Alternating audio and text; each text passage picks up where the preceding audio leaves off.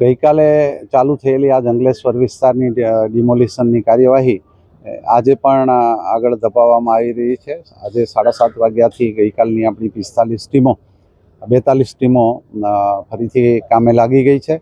ગઈકાલે જે આપણે 1119 મકાનોનું ડિમોલિશન કર્યું એ આજની કામગીરી કરતાં સહેલા એ રીતે હતા કે એમાં પાકું જ ધાબુ નહોતું ભરેલું, છાપરાવાળા મકાનો વધારે હતા અને જે ધાબા ભરેલા હતા એ સિંગલ સ્ટોરી બિલ્ડિંગ હતા।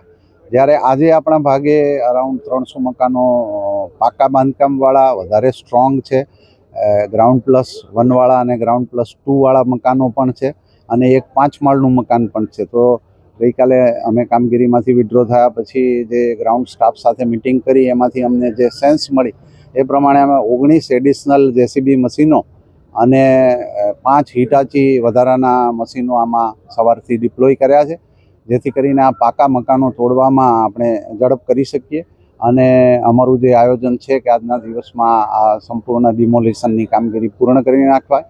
પેરેલલી અમે લોકોએ એનો કાટમાળ દૂર કરવાની કામગીરી પણ ચાલુ કરી છે। ગઈકાલે 300 ટ્રેક્ટર દ્વારા 1000 ટનથી વધારે કાટમાળ આપણે ડમ્પ સાઇટ ઉપર નાખ્યો અને આ વિસ્તારમાંથી ખાલી કર્યું। આજે બાકીનો કાટમાળ પણ હટાવાશે અને એ કાટમાળ હટાવવાની કામગીરી આવતીકાલે પણ ચાલુ રાખવામાં આવશે। અમુક સ્લેબ જે પાકા છે અને આપણે તોડી પાડ્યા છે ને એના કોઈ ટુકડા હજી નથી થયા, એ ડમ્પરમાં ભરવા થોડા શક્ય નથી, એટલે એને મેન પાવર અને મશીનરીથી તોડવાની પણ કામગીરી ચાલુ છે।